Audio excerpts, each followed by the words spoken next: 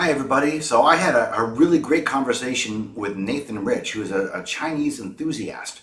And that has yielded two videos which I'm going to be posting. This is the first one. This is about China, atheism, and, well, atheism in China. And I really loved how this conversation went. I found it a really interesting and different exchange, and I hope you enjoy it. Thanks. Oh, and don't forget to subscribe and like and PayPal and subscribe star and all that stuff. Thanks. Tell me about yourself, Nathan. So I was born in Los Angeles, and I was born and raised in. Thank God we have editing. So I was raised in L.A. I was born and raised right across the street from the Scientology Celebrity Center. My entire family was Scientologists, and so I was raised to very strongly believe in Scientology. When I was very young, I started rejecting that idea. And long story short, I got sent away multiple times. And then I ended up being disowned by my family and lived on the streets, homeless for many years. And then eventually I was able to get out of that life and start building something up for myself. And, I got into technology. And eventually I became like a systems administrator, and then a network administrator, so systems architect. And I just worked up from there. I became a director of technology, got into the visual effects industry, and ended up moving to China for the first time in 2012 as a director of technology at a visual effects company, and traveled around Asia for a while and ended up living back in China around 2014. And I served as the chief technology officer for a major visual effects company here, and now I'm a CTO at another company here in Beijing.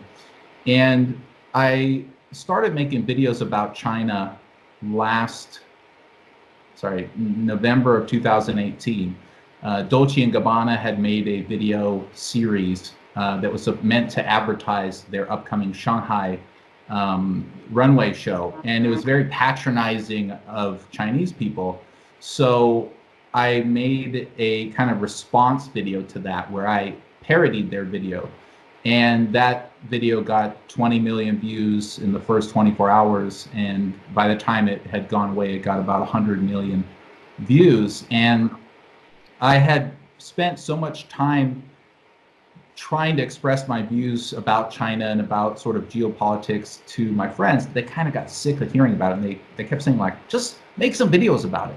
And that video did well, so I just decided I'm going to start talking about how I see things.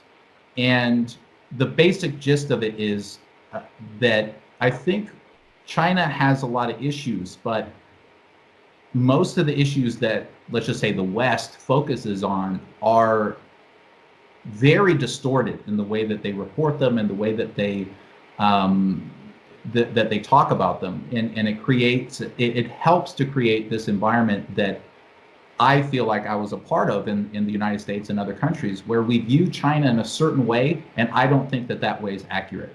And so I've kind of made it I've kind of undertaken this challenge of trying to express my views about why I love China, why I think it's amazing, and kind of not let them get away with too much in what they're saying about China.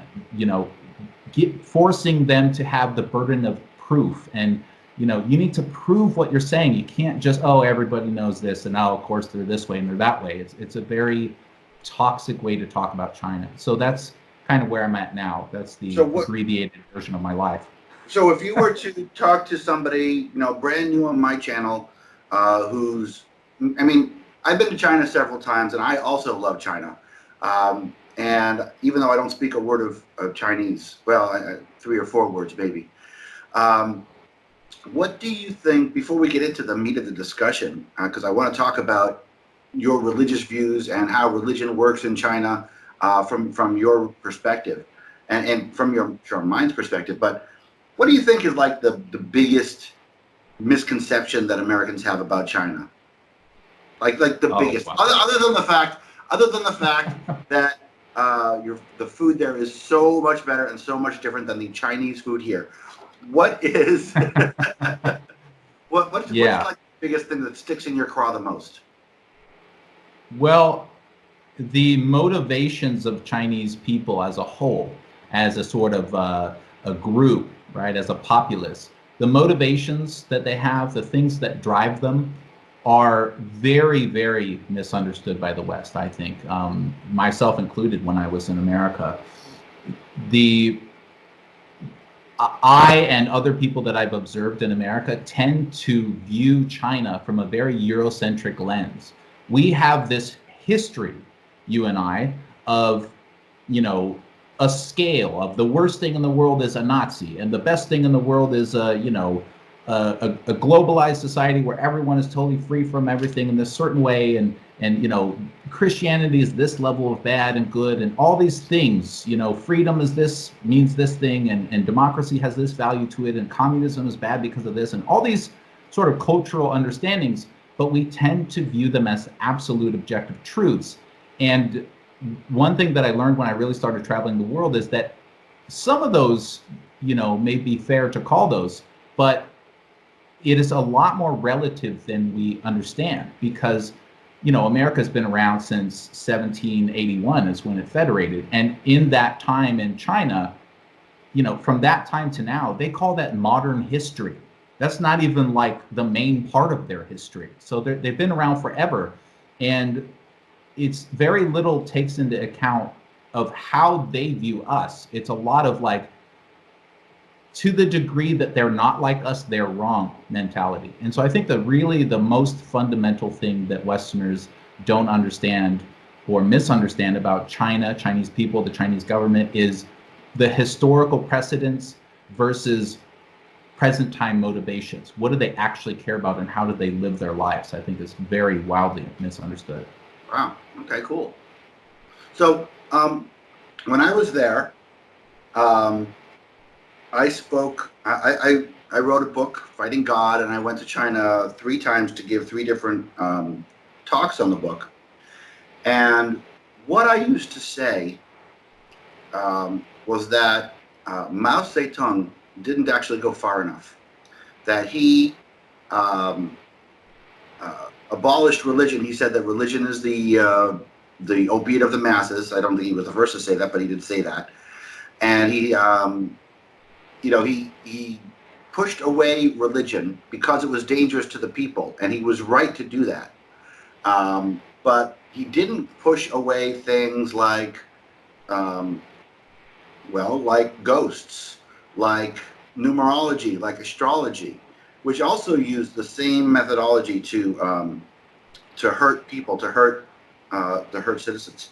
So I was wondering what your take is on religion in China, being an insider, being somebody who lives there, and being somebody who used to be in a cult, so you can see it. And we haven't gotten to your personal ideas yet, but tell me a little bit about your perspective of religious and pseudoscientific identity in China. What's going on there? Sure. So another part about when I was growing up, as is very common in Scientology, is there was chiropractors in my family. My uncle was a chiropractor. His brother was a chiropractor. Homeopathy was very big. I'm going to say kinesiology. You know what I'm talking about? The thing where they tell you, where they hold the thing against your chest and all that, thing where they're testing your allergies supposedly and all this stuff. So I was already kind of familiar with this alternative medicine type of concept, and traditional Chinese medicine. Home remedies was big in the 90s when I was growing up. And so I've kind of had exposure to that in the West, where obviously, it still exists. And in China, I found it was quite surprising how different it was than I thought it would be. In some ways, it was much, much stronger, this concept of let's say, alternative medicines, traditional Chinese medicine. I mean, I was surprised that they actually used traditional Chinese medicine in China. For some reason, I just thought that wasn't a thing. But when you get here, you find it's real. It's very real. It's in every hospital. If you get a surgery, they'll treat you with actual medication and drugs, and then they'll also give you traditional Chinese medicines, for example. So they use it more, in the professional industry, they use it as a supplementary, treatment. It's not like they give you surgery and say, here, eat these leaves and you'll be fine. They give you the proper stuff, but they also give you those leaves. Okay. So that is all throughout China. And as far as like mysticism and that kind of stuff, more, what's it called? Sedona, Arizona, this like more Arizona-ish type of stuff. There's a very, very long history of that in China, 20, 30, 40 times as long as, anybody can even think of. So it's very deep rooted in its history. And there are definitely some practices that Chinese people do. When I say Chinese people, I don't mean all. I mean mostly like small town or, certain pockets will do that we would think of as quackery, right? But the other side to that people can get a little bit wrong is that some of that stuff has some use. Like cloves actually can make your gums numb.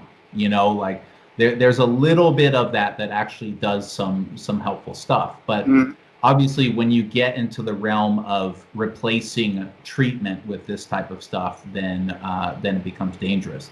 As far as the average sort of Chinese person that I talk to, they believe strongly in TCM, traditional Chinese medicine, but they also believe strongly in Western medicine. So they like I said, they sort of just combine it.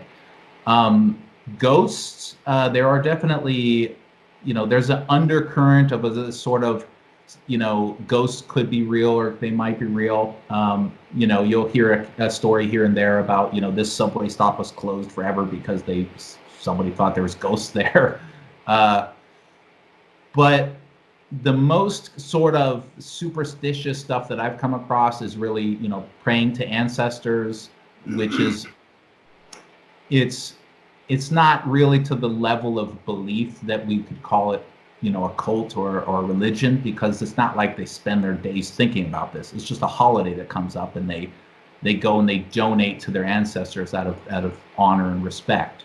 So, I've traveled a lot of China. I've been to somewhere around 30 cities or so, and I've met a lot of people from different walks of life, and that kind of stuff is definitely around, but it's not like a pervasive thing.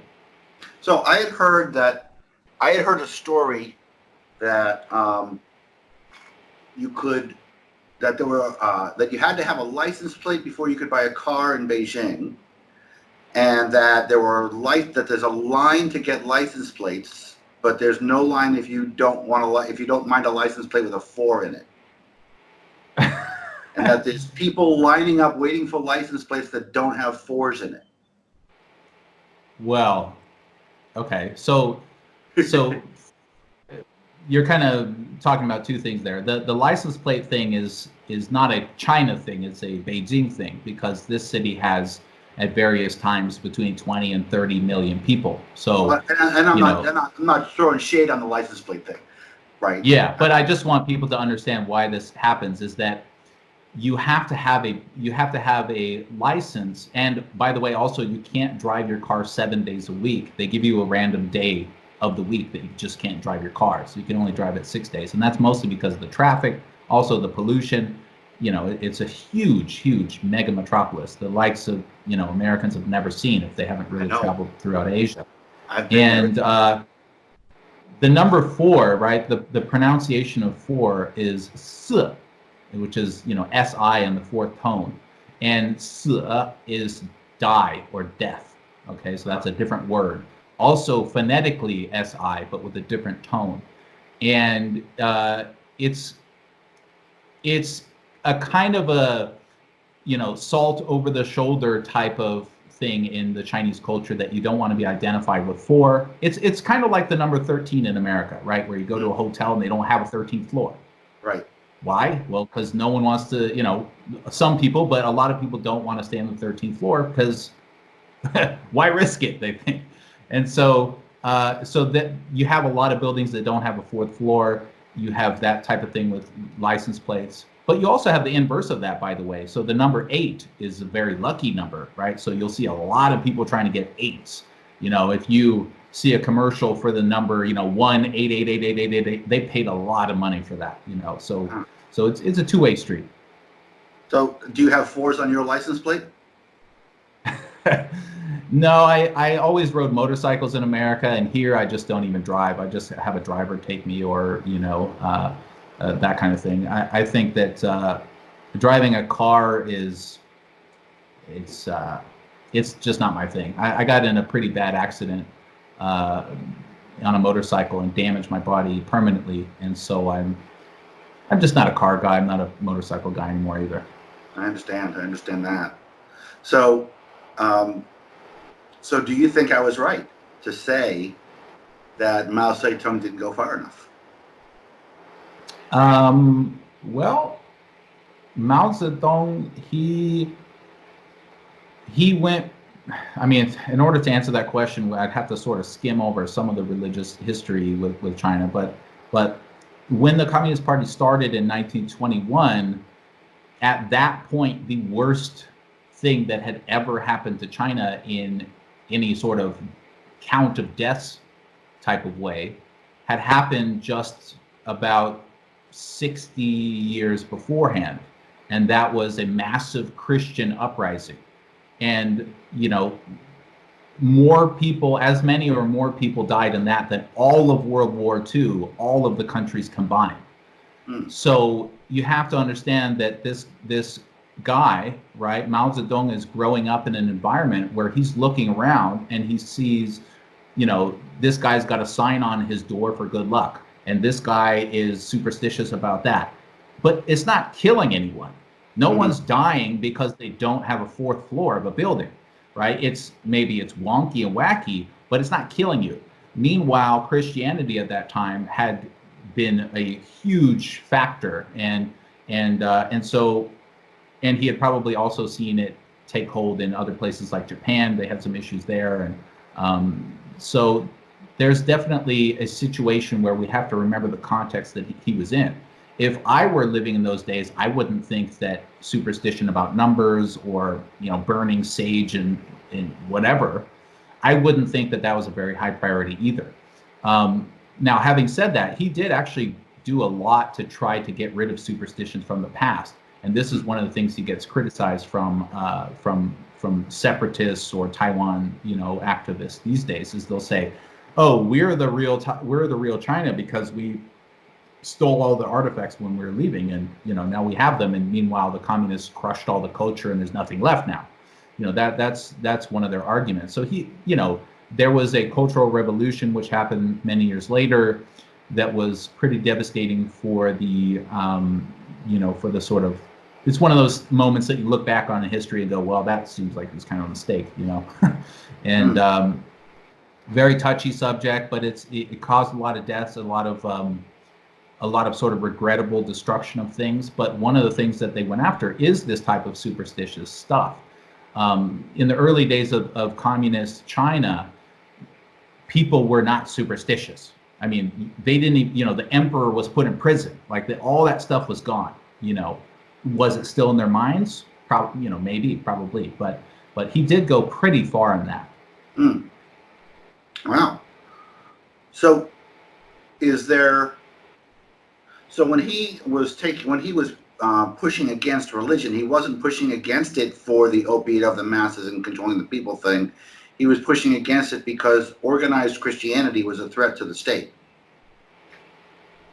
I think he was pushing back for both reasons, but I was trying to give you some idea of why he would probably care more about organized religion than about superstitious beliefs and acupuncture and whatever, that kind of stuff, because those are not necessarily harmless, but when you stack them up against 70 million dead people, you don't care. It doesn't. It's just an afterthought to get rid of those.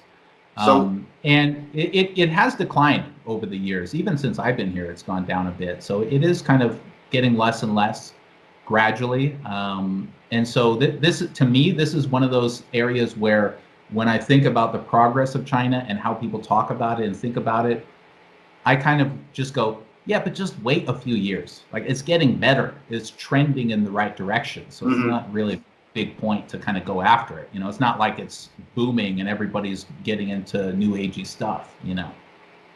That's good. I remember people when I spoke to that topic, people reacted in an excited manner. It was like something that nobody else was talking about. That they were excited to hear somebody actually speaking up against astrology and prayer to ghosts and stuff like that. Is that something that you believe is not a hill worth dying on at all in China? For you or for me? For anyone. Is it harmful? Well, like I said, I think it's trending downwards because it's China's a very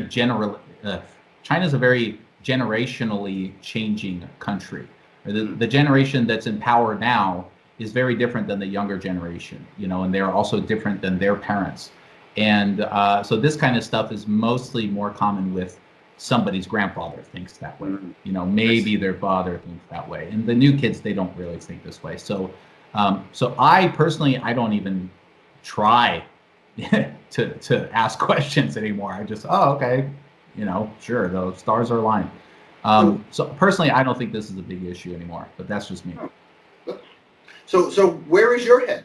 What are your thoughts? So you're an ex-Scientologist living in an atheistic country. Yeah. Well, I wrote a book about my life a while ago, and I kind of explained a little bit of the thought process and how I kind of got out of it and to what extent I am out of it, because people, I don't believe this concept of like, oh, I was deeply believed this thing, and then now I'm just, that's just totally gone. It's very hard to get there, at least for me. There's a lot of residual stuff to work out, and my family's background is Jewish, and so we sort of culturally did the Jew stuff, but secretly we're all Scientologists, that kind of thing. And I started fighting it almost as early as I can remember in my entire life, and it just really didn't work out for me to be fighting it. And I never really thought about the question. Once I was finally out of Scientology when I was 17, I never really thought like, okay, what do I believe now? Like, okay, what's if that's wrong, then what's right? I was just so sick of talking about and hearing about religion and cult stuff and the beliefs and, oh, here's the secret truth of the universe. It's like I didn't care anymore. I don't care what the truth is. I don't care.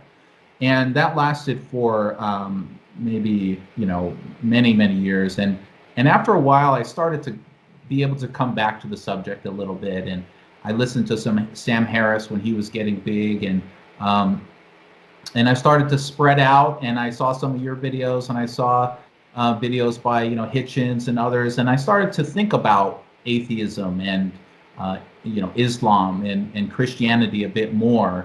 By the time I was ever even hearing what Christians actually believed, I was a teenager. Some neighbor of mine was explaining Jesus Christ and all this stuff about he died for your sins. I was like, it sounded crazy to me. I'm like, that guy's crazy. Doesn't he know that we're all aliens from another planet? And so I started to think a little bit more about religions and that kind of stuff. And I've evolved quite a bit. I've been able to shed most of my belief system, I guess you could say. I currently am down to kind of the last kernel. There's a few things that I have a difficult time letting go of. And it's both emotional, and it's also, I try to work them out rationally and logically. I try to steel man and straw man. And I can't get to that point where I go, oh, that's obviously not true.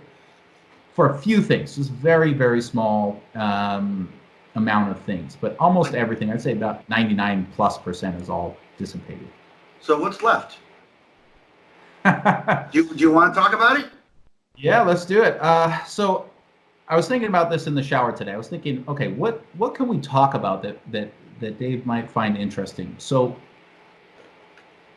I agree that, if I hear a creationist or a Christian's point of view on why they think that there's a creator, everything they come up with to me seems very weak and all based on the Bible. And my thing is, since I don't believe in the Bible anyway, I've had to sort of steelman their argument without that text. And so what I've come up with is that if I look around in this universe, what I see is we have a bunch of forces, these strong and weak forces, and they're sort of driving everything that's happening. And if you were to let go of a rock, it will drop because gravity's pulling it down. There's a force that's moving it. And so if we see that a rock is trying to get to Earth, that's one way to describe it. Well, it's not really trying. We can say it's not trying because there's a force that's pushing it, rather. This is an argument against its consciousness. So when I take a look at, this is an argument against its consciousness, against it having consciousness, by saying, see, it's not deciding to move down, it's being moved down. It's not that the rock is trying to get to the floor. Right. And so when I look at life itself, right, like our bodies, our cells try to do things.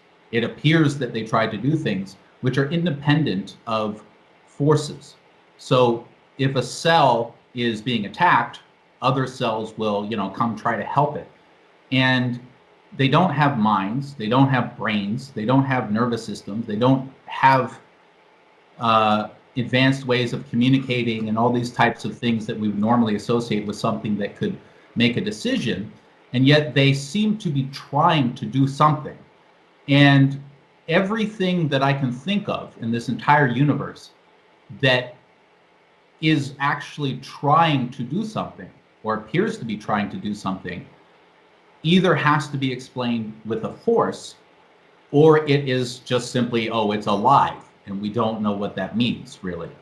And so that makes me struggle because this computer is trying to do something that is not related to a force. When I turn it on, it's doing stuff. It's not like gravity is making it do that. We've designed it to act independently of these forces.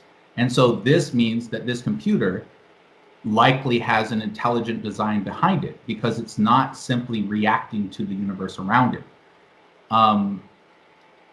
That's a kind of debatable thing, but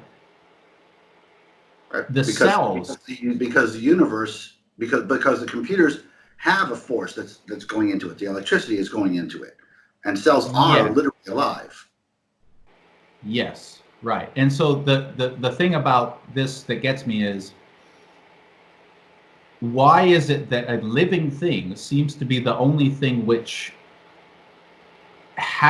seems to have a desire or a will or tries to do something? Why would a plant try to go towards the sun for its own benefit when there's no force causing it to do this? And everything that I can think of that does that type of thing was created. It wasn't just something that occurred naturally. So this is where my head goes to. I have a book for you. It's called The Selfish Gene. Yes. Did you read this? No, but I've listened to a lot of Dawkins stuff. I hate books personally, but this is the book that made Dawkins famous, and he talks about why genes act in a self-preservational way. The reason that cells do what they do is because they're trying to pass their genes. They're trying to live. They're trying to survive. And over time, evolution has taken place, and they've been becoming more and more adaptable, more and more adept at placing down their genes.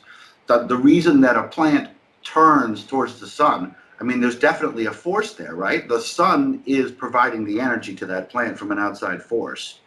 The plant can tell that, which direction the sun is coming from. And so the plant has devised this wonderful method where it moves. Sunflowers open and close relative to the sun. I think. But why? I hear a lot of mechanism and how. So here's the answer to your question. Why is it doing that? Yeah. About 150,000 years ago, Neanderthals roamed the world, and as far as we can tell, they invented the first religion. They looked at the sun moving across the sky. They invented religions around it to explain it. Now we know why the sun moves across the sky. So their religions, any religion that has, this is why the sun moves across the sky, is discounted now. I mean, like they used to believe that Apollo in a chariot dragged the sun across the sky, but nobody believes that now. We know the earth is round. We used to believe that gods made the rains come down, and then we found out, oh look, the rain comes from clouds, and now we have this all figured out. So now the God doesn't make the rain anymore. We know that, and so God shrinks. God inhabits the world that we don't know. This is called the shrinking God of the gaps. God used to move the sun. He doesn't move the sun anymore. God used to make the rain. He doesn't make the rain anymore. God used to do all sorts of things that he doesn't do anymore now that we've discovered it. And now this God of the gaps has shrunk down to, where did the universe come from? Why is something like this? Why do the plants turn?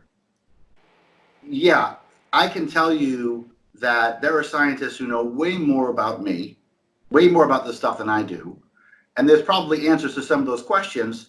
But again, those would be the mechanisms that you're talking about. What you want to know is the answer to the big question. And the answer to the big question is, I don't know doesn't mean God did it. It's always I don't know means God did it. When the sun was moving across the sky, I don't know meant God did it. And in all of the time since then, when it has been proven what that thing was, it's never been supernatural.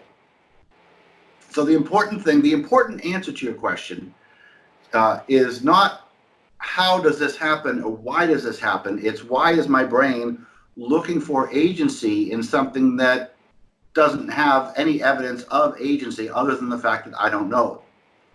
The only evidence that there is outside agency to any of the questions that you've asked is that you don't know it. You don't know the answer. That's the only evidence. Okay. And the fact that you don't know is the same evidence as why the Neanderthals were watching the sky, the sun move across the sky. Okay. So, excuse me. I would say to that, excuse me. Sorry. I would say to that if you tell me that the sun revolves around the earth and then we realize, oh, actually this is what's really happening.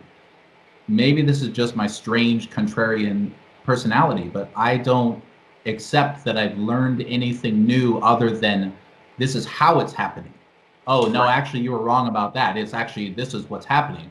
But if anything, that just makes it even more confusing, and you know less now in a way, right? You've opened up the horizon to see, oh, we thought everything was this simple, but now that we have this super convenient answer, everything's way more complicated. So we therefore know less than we thought we did. Correct. So your perception of how much you knew goes down, which I accept all that. It's just that when you say there's no evidence that there is, well, first of all, let me just say I don't believe in God. I probably should have spelled that out earlier. Certainly not any kind of God that's been spelled out by a religion. I think the idea of a Santa Claus wearing white clothes instead of red, who's floating around telling everybody, I mean, that's just is as weird to me as I'm sure Scientology is to most people. So that's not what I'm talking about. What I'm talking about is that when I look at the evidence that I see around me, I see that the only things which seem to act with agency are actually explained by a force that is driving them directly. And what I mean by that is, if you dropped a rock and it flew that way for some reason, you would start to think, what's going on here? What is, because gravity is pushing in one way. Why is this thing going against gravity? It's almost like it has a mind of its own. And the more you find this one rock is flying around by itself, the more you're going to start to think, is this thing alive? Like, what is going on? The force is not driving it. When I talk about a plant moving to the sun, I don't think it's correct to say that a force is driving that, even though it's using electrical energy, or it's using energy that it's getting from nutrients and water. Yes, it's using that to operate, but that force is not driving it towards the sun. Something about that plant, the fact that it's alive, is seeming that it has some level of agency, and I'm not aware of anything other than life itself that has agency that wasn't created by someone with intelligence. You understand what I'm saying? Like any mechanical thing that's doing something, anything that's going against those forces, either we don't understand those forces, or they were built specifically to do something against those forces. And so I accept everything you said about reasons against God, and I'm not necessarily talking about a God. I'm just trying to explain where, when I hear Dawkins say this is why a gene does this and that, I just think, why is there a gene? Why isn't it just mud? There's no way that mud could just turn into something with agency, right? I mean, how does that happen? And why is there anything? It's the same question, right? All of that is all the same question. It's all, I don't understand, I don't know, I don't see a force. And yes, there are answers to your questions in current science, but that's not the actual questions that you're asking. Because if I could say, okay, well, here is the exact mechanism and the reason that the plant turns. Well, the plant turning is a metaphor. You don't know the big questions. Nobody knows the big questions. Okay? Nobody knows why there is something rather than nothing. Lawrence Krauss has some good ideas. Lawrence Krauss postulates that there is no such thing as nothing. Makes my head hurt. But the big answer to the question is, you're still just grasping. And when you say you don't believe in God, well, if you're grasping at a grand designer, you are but grasping at a version of God. You're looking at a supernatural intelligence that's outside the laws of the physics and mathematics that govern the universe. There is zero evidence to support such a thing. There's a lot of evidence that says we don't know a lot, but there's zero evidence to actively support the invisible, well, and undetectable, rather, I should say, an extra universal supernatural entity, which is what you're postulating if you take your questions to the next step. If you say, well, why are we here? What is this? You're postulating, you're trying to get to this out of the universe, this supernatural being. And there's no reason to believe in any sort of supernatural anything except for the fact that we don't know stuff. That's the only reason. And the stuff that we don't know gets smaller and smaller. Yeah, I agree with that. Let me first say about there's no such thing as nothing. I was thinking about this as well today. I was thinking about what time means, and I don't want to get too far into it unless we are going to go off on this other subject. But essentially, I don't understand actually how there could have been something before the Big Bang in relation to this universe. It appears to me that as you would go further back in time, especially in the very early moments, there wouldn't be a way to go past that wall. I think that because time and space are linked, there's no such thing as a time before that space. And so I mean, maybe that's not what he means, but I think I might agree there. Space existed before the Big Bang. Space always existed. Space is eternal. The question is, where did the matter come from? Right? And so I don't know about that. I don't think so. Isn't space and time the same thing? Space, time, isn't it? Space and time are a continuum, but that does not necessarily mean that the matter inside the space is, to say that time ends, or I should say begins at the Big Bang, presumes that space and matter are intertwined, and that before what we think of as matter came into space, that space didn't exist. I don't think that's correct. I think space existed before that. Okay, interesting. I think so the that I'll have matter to look that into. incorporates the space is the age of the universe that we're talking about, but I believe space itself is eternal. Okay, interesting. So that I'll have to look into. And but let's not go too far into that. So that I actually do need to look up and really think about and research. But so when you say that there's, okay, so first of all, I'm not searching for a God, because I'm not saying that that if there was a creator, that this would be a god. In other words, I don't think that this creator, excuse me, I don't think that this creator would have some power and still be there watching us and be somehow involved in anything that we're doing. I'm not even saying that there is somebody who created anything. I'm just trying to present the very strongest version of how could I imagine that the strongest argument of creationism, or that this was a created environment.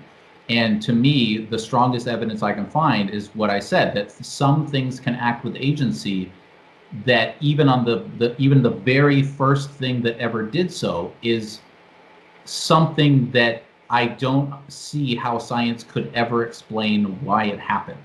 Even if we determined that, oh, if you take mud and water and some chemicals and zap it with lightning, a fish jumps out, I still would not, like, maybe this is just a fault of, like you said, something in my mental process, but I still don't see why that should have happened, or why gravity would make items be round as it's pulling things closer to mass, rather than making everything square because it happens to pull them at this other way. It's a sort of a struggle with this concept of, if you can identify something, then that thing can't be the answer, because there could be other versions of that thing. Does that make sense? And yes, of course it makes sense, and it's natural, and it's not faulting of your brain, but it is natural. You're looking for agency. We humans look for agency. We see shapes in the sky. We see shapes in the clouds. It's the same thing. The ancient humans who ran through the brushes, if there was a rustle in the wheat over there, it was either a tiger or wind. If you saw agency and imagined that it was a tiger and got scared and booked your primitive ass out of there, you probably lived if it was a tiger. If you thought it was the wind and it was a tiger, you died. So we have this bred-in thing to say, okay, well, where is the agency? Where is the person who made this? Where is the thing that did this? And that's where God comes from. And that's the process in your head that you're fighting. You're looking for a creator. You're looking for a reason. And the fact that you don't know doesn't mean it's evidence that it's real.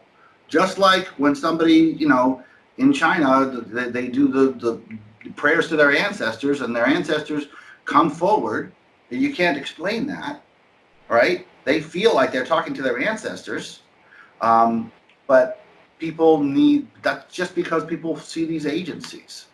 And sure, there's a whole bunch of stuff. Why does this happen? Why does that happen? You're really asking the big questions. If O'Reilly once told me that he believed in God because the tide goes in and the tide goes out, and you can't explain that, he said to me. And I'm like, well, but if I could explain it, and wish I could, of course, he would say, well, where did the moon come from? Or where did the sun come from? Because he's not really looking at where the tides come from, just like you're not really looking at why the plant turns. You're looking at big pictures, the big questions.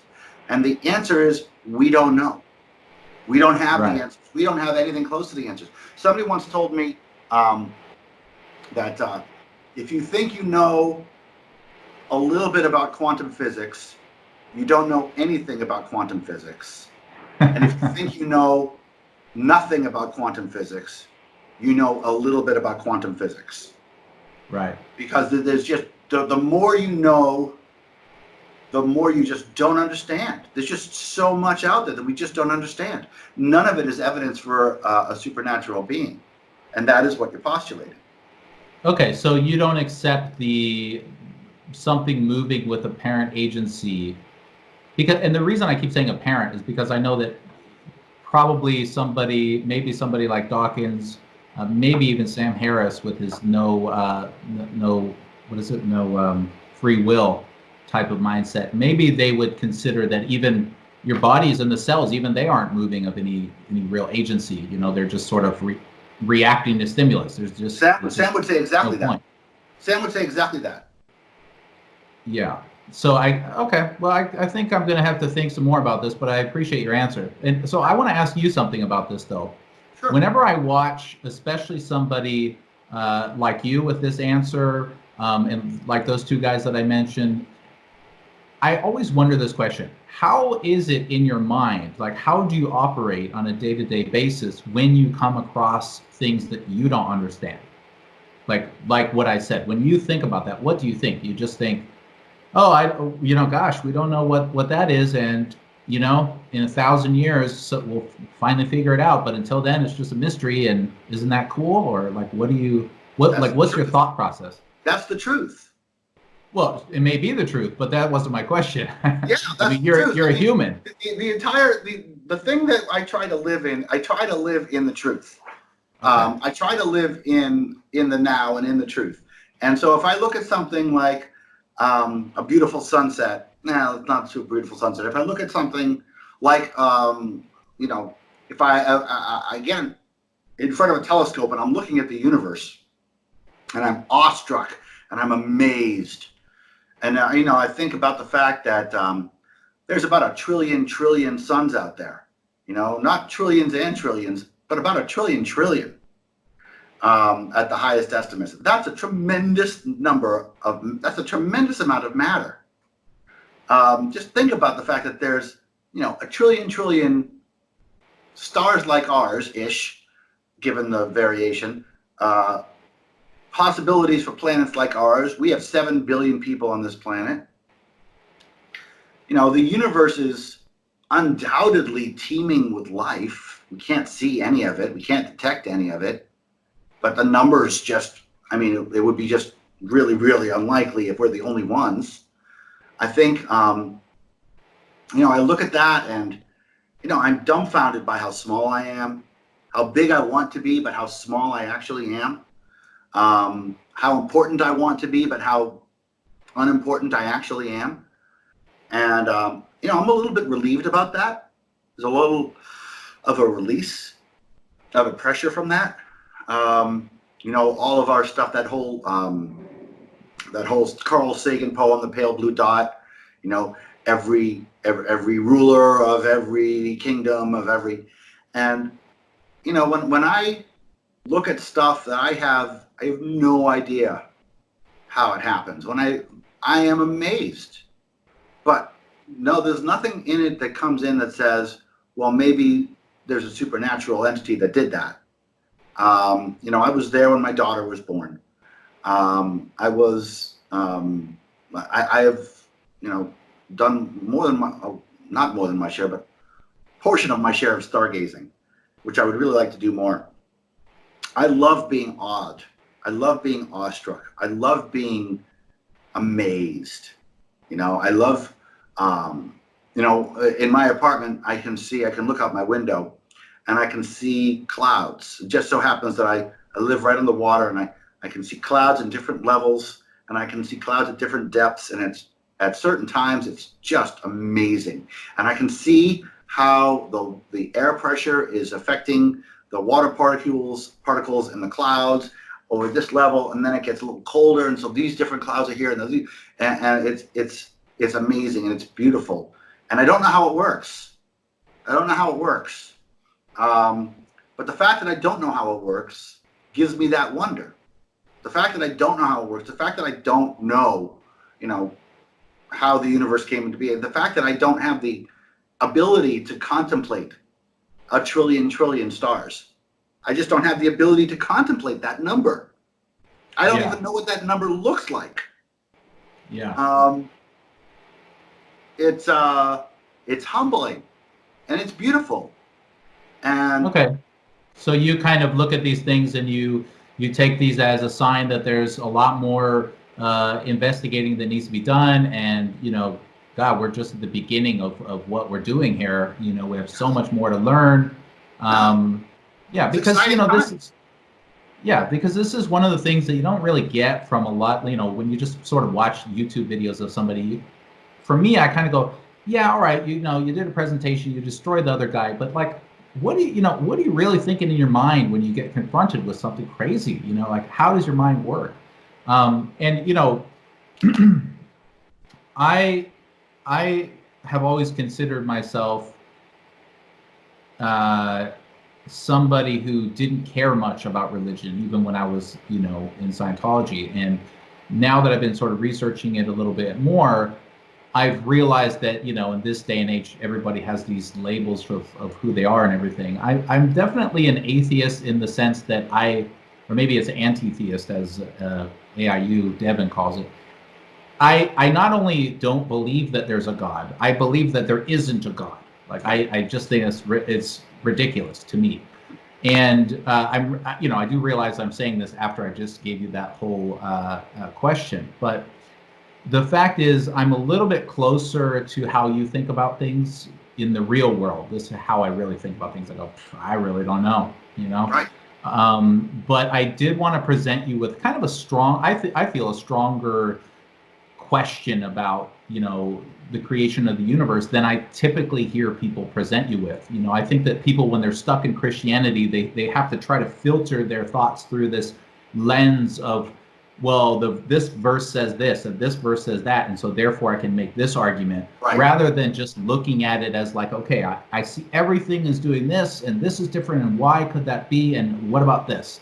And so I wanted to kind of throw that at you, and I think you did a great job with that, and I really I need to come up with some harder arguments for you. I'm glad we had the discussion. It's interesting when you're talking about the Christian lens. It does take one level away. It only takes one level away, because what they're doing is they're saying, okay, the sun is moving across the sky, therefore my God did it. I don't know how that happens, therefore it must be my God. And everybody, of course, designs their own gods and creates their own God. And so the God that they design to answer their questions is always the God that they have a personal relationship with, or it's always their God. But the super secret is, Nathan, that you're not going to be able to find a question that stumps me. And I'm not saying that because I'm so great. I'm saying that because there is no God, and that all these questions have answers. And a lot of times the answer is, I don't know, but that doesn't mean God did it. Right. And so, and once you have to get to the idea that ignorance of facts is not evidence for fiction, right? The fact that you don't know something isn't evidence for an invisible man in the sky, for a supernatural being. It's evidence that you don't know things. Yeah, I think that's a great advice. So let me ask you just a quick question: is because atheism can mean a kind of a few different things. Like, what do you specifically, personally mean when you say that you're an atheist? Does it mean that you do believe this, don't believe that, or are you say like, oh, I just don't take anything on, without evidence, or what exactly do you mean when you say it? I am as sure that there is no God as I am that there is no leprechauns or there are no unicorns. I am sure there is no God as sure as I am that there is no Zeus. We could be brains in a vat. We could be, God could be really, really, really good at hiding, and maybe he'll pop out in some time and say, hey, I'm Zeus, or I'm Thor, or I'm Jesus, or I'm Yahweh, and here I am. I've been hiding this whole time, and you're wrong, David Silverman. That's a possibility. I'll give it a 0.00000000001%. Close enough to call it zero. I am sure there is no God. I'm sure there are no gods.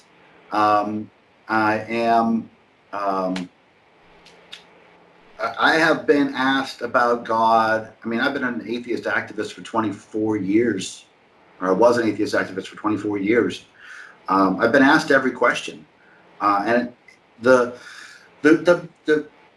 big premise is, and I went into this a little bit in my book, that the major arguments, all of the major arguments for religion, all religions, it's all just God of the gaps. It's all just, I don't know, therefore my God did it. Why does the planet turn? Why does the sun move across the sky? How did we all get here? Why is gravity? Why is strong atomic force like this and weak atomic force like this? It's all, I don't know, therefore God did it. It's all God of the gaps. And once I internalized that, once I understood that, there are no arguments. There is no argument that holds any water. I don't know simply means you don't know. Right. So you were raised a Jew, is that right? Yeah. Yeah. Culturally and religiously? Yeah, I was a Reformed Jew. So I did the Hebrew school and the bar mitzvah. I was bar mitzvahed as an atheist. I had. So do you get any, like, were you ever like a real believer of that as a kid, or no? No. Oh, okay. No, never stuck. Okay. So I had a somewhat different experience. I was raised as a Scientologist who didn't want to be a Scientologist and participate in anything that they were doing. I just wanted to go do kid stuff, but I believed all of it. I actually thought it was true. I just didn't care, which was a very different problem to solve when you finally get out of it, because it wasn't like, oh, finally I can just say this is all BS. It was like, okay, is this BS? How do I unravel this? Is this, I'm using words people don't understand. I have concepts that people are like, what are you talking about? So it's been a very long and laborious process to deconstruct my own belief system. And I mostly do it when I'm idling. So it does take some time, but I think I'm pretty much there. I'm okay. Personally, I really want there to be some really extraordinary stuff outside of what we can reach to be going on. I do want that. But I agree that there's no practical reason to believe it, and that there isn't enough evidence to suggest that it is actually happening. And I think both of those are actually true, important, because there's some things that you can believe, and even though it's not true, it can still help you. But I think that believing in a religion for many people doesn't really help them as much as they think that it does. And I think for some people it really does, and I think that actually has to do with either a deficiency in their surroundings, in their life, their sense of fulfillment, or whatever it is. I do think there are some people that really need to have an overwhelming removal of responsibility, removal of sense of agency, and kind of just be submissive to a super powerful thing. I think there are a few people like that, but especially in America and in the West and other sort of, I would call them pseudo-religious countries, I think for the most part, people should just give it up. And I actually agree with one of the messages that you were saying in a video I was watching, which was really great, where you were saying that, almost, you were basically saying in a much more eloquent way what I would describe as, these people are all calling themselves Christians. They're not. They don't believe in God. They're not doing anything that Right. Christians are supposed to do. So why don't they just say they're atheists already? And I really think that if you don't believe that there is a God right now watching what you're doing and judging you, and he's going to get angry if you're eating shrimp, and you are, you should be stoning people to death, and, oh, maybe he kind of didn't mean that, but he's still there. If you're not on that level, then you don't believe in God, as far as I'm concerned. I mean, you're Correct. just talking about nothing. Everybody I believe in invents love. Every Yeah. believer invents their own God, and everybody has a God that agrees with them. And Yeah. the people who are in any religion, specifically in Abrahamic faith, and they look at the no eating shrimp thing, and they say, oh, I don't have to pay attention to that. And they say, oh, the no mixed fibers thing, oh, I don't have to pay attention to that. And no homosexual acts, and gays need to go to jail. And that's all, it's all cafeteria religion, every single one. I actually saw, it's kind of a funny trope now. People with tattoos that say Leviticus 20:13, because it says it's the anti-gay slide, but it's like 2 phrases above that is no tattoos.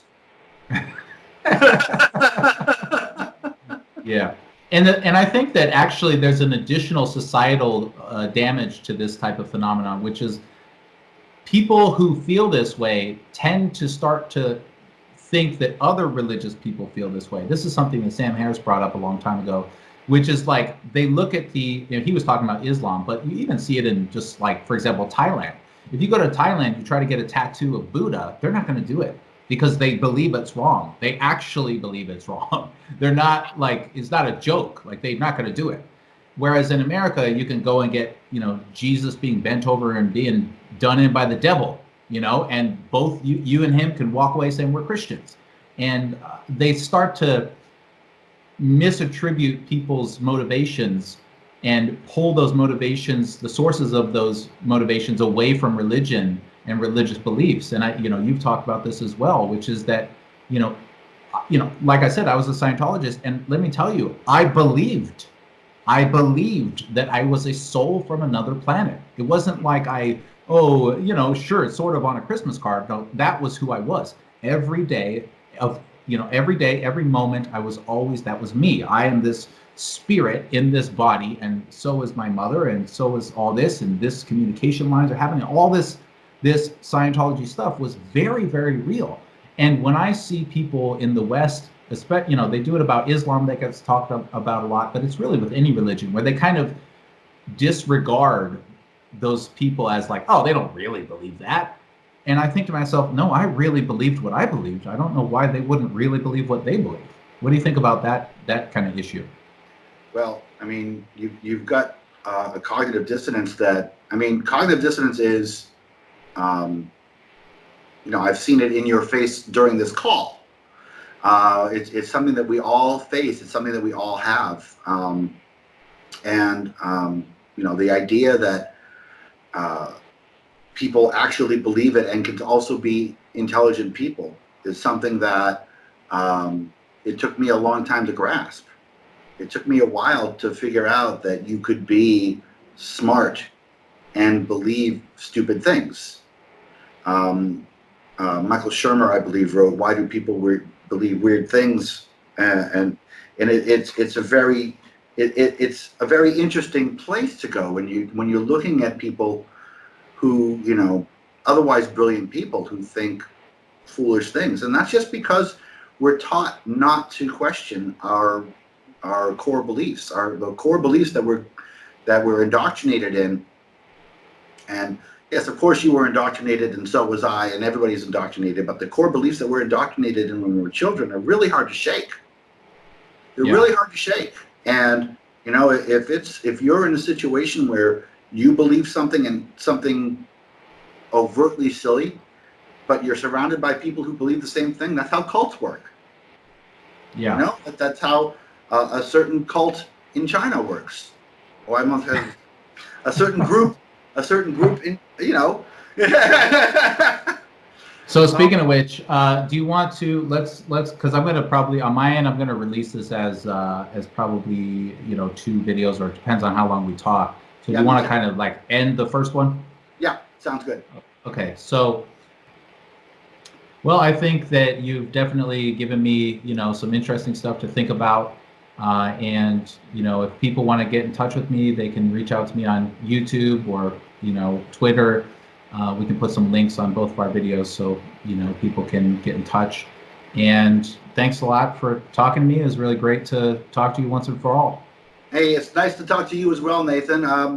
Your people can reach me. I'm at Firebrand for Good, and we'll put the links in the videos. And I really appreciated the time that you spent, and we're going to do one more video.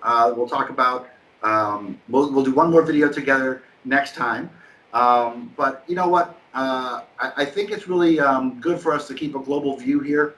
I think one of the things that we need to realize is the perception that we have about China and what China's perception of us is something that we really need to keep in touch with. And I'm really glad that you were able to spend some time on what is about 3 a.m. your time on the phone with me talking about this. So thank you so much, Nathan, and we'll talk to you real soon. Thanks, man. Appreciate it.